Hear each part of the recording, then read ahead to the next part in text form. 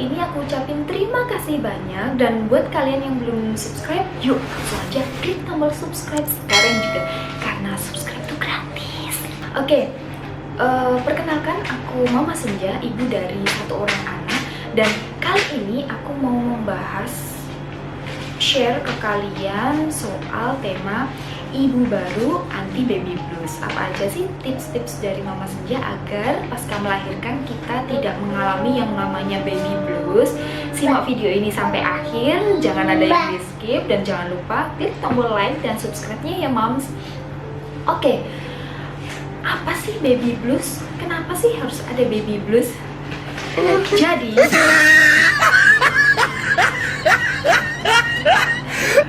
maaf tadi ada sedikit gangguan moms.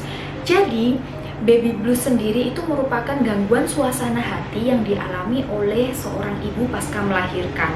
Pencetusnya itu ada 3 moms. Yang pertama yakni perubahan hormon secara signifikan, di mana hormon estrogen dan progesteron turun secara drastis pasca melahirkan.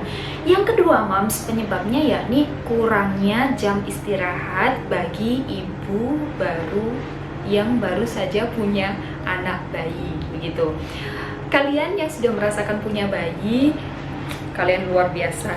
Jadi moms yang baru mau mulai punya baby nih, anak yang baru lahir biasanya mereka itu jam tidurnya belum pasti, begitu. Maksudnya mereka itu nggak bisa, bayi-bayi itu belum tahu kalau pagi itu untuk beraktivitas, melek gitu.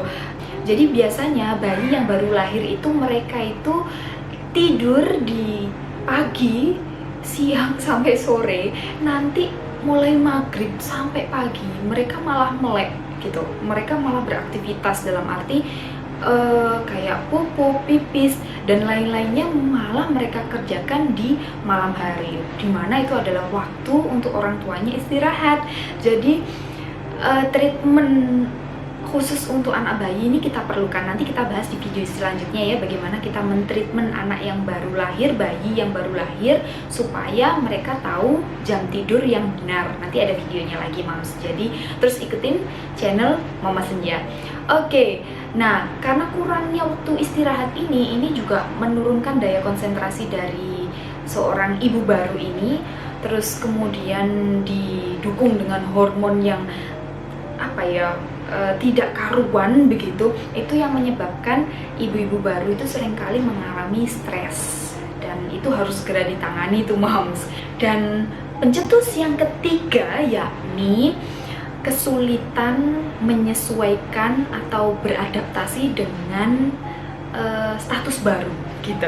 Jadi yang tadinya kita itu hanya mengurus diri kita atau mungkin suami kita gitu, tapi kita kemudian ada bayi yang harus kita susuin per 3 jam paling tidak ya. Kalau anak cowok katanya lebih sering lagi menyusui, dan itu terus-terusan kita lakukan berulang kali. Itu menyebabkan kita kayak nggak punya waktu untuk diri kita sendiri gitu.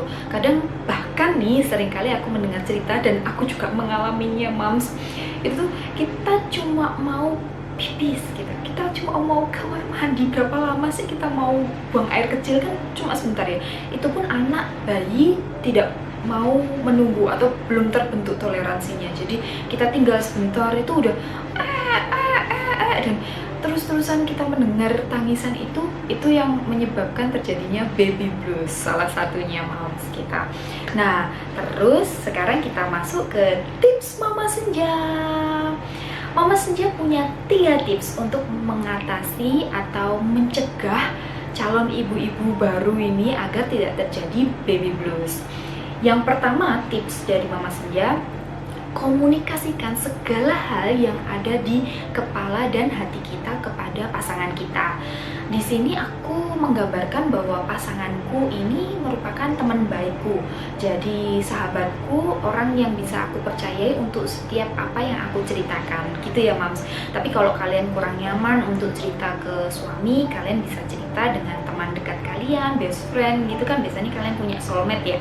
Kalian bisa mencurahkan isi kepala kalian, hati kalian. Yang ketidaknyamanan menjadi seorang ibu baru itu harus kalian utarakan begitu, agar tidak mengendap di kepala dan kemudian terjadi hal-hal yang tidak mengenakan. Kalian kan biasanya ada kisah tuh dimana seorang ibu baru dia menyakiti anaknya sendiri, dia bisa nangis sendiri. Nah, itu udah gejala baby blues yang benar-benar harus segera ditangani. Karena kalau kita sedih, hati kita tidak damai, anak kita pun juga akan semakin sulit untuk ditangani. Percaya deh, gitu. Tips yang kedua dari Mama Senja, yakni jalin kerjasama yang baik dengan pasangan kalian dalam merawat si kecil.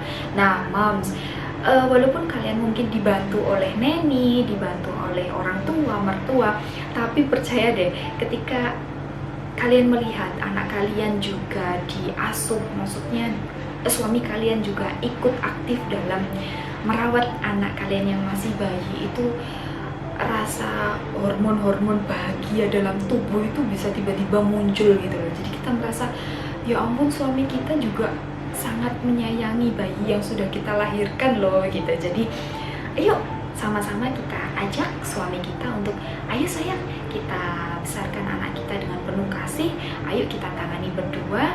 Ini apa ya, tahap baru dalam hubungan suami istri, kita jalani berdua gitu. Jadi kita benar-benar harus pandai-pandainya jaga kerjasama sama suami kita. Teorinya semudah itu, tapi prakteknya kalian lebih tahu, lebih kenal suami kalian, bagaimana cara mengajaknya, bagaimana cara kalian untuk membuat suami-suami ini yang sudah sibuk seharian dengan pekerjaannya untuk tetap aktif dalam merawat anak kita ketika pulang gitu kan. Yang ketiga dan yang terakhir dari Mama Senja, tips untuk menghindari terjadinya baby blues pada ibu-ibu yang baru memiliki anak, yakni sebisa mungkin minimalisir adanya intervensi dari orang luar. Mohon maaf sekali, aku di sini mengasumsikan bahwa orang tua, mertua, sepupu, tante, dan lain sebagainya itu termasuk orang luar, dimana orang inti dalam mengasuh anak itu adalah kita dan pasangan kita. Banyak sekali kasus moms, mungkin kalian yang sudah pernah mengalami, yang mungkin pernah mengalami baby blues bisa share pengalaman kalian di kolom komentar ya moms.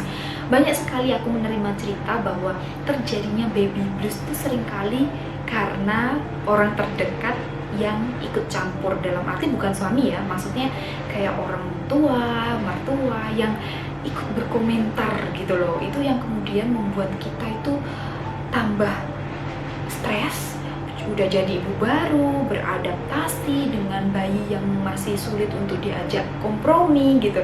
Itu ada komentar yang, oh asinya kok dikit sih, terus habis itu kamu nggak boleh makan ini, nanti kalau kamu makan ini anakmu jadi mencret gitu.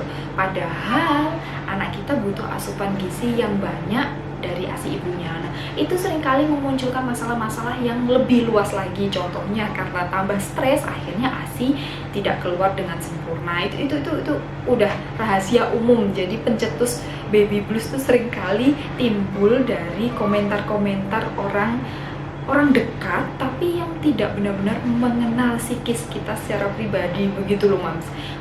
Itu dari aku, saran dari aku. Untuk kalian yang punya saran lain, silahkan tulis di kolom komentar. Terima kasih udah nonton video aku sampai akhir. See you on my next video. Jangan lupa tinggalin like dan subscribe-nya ya moms. Bye bye.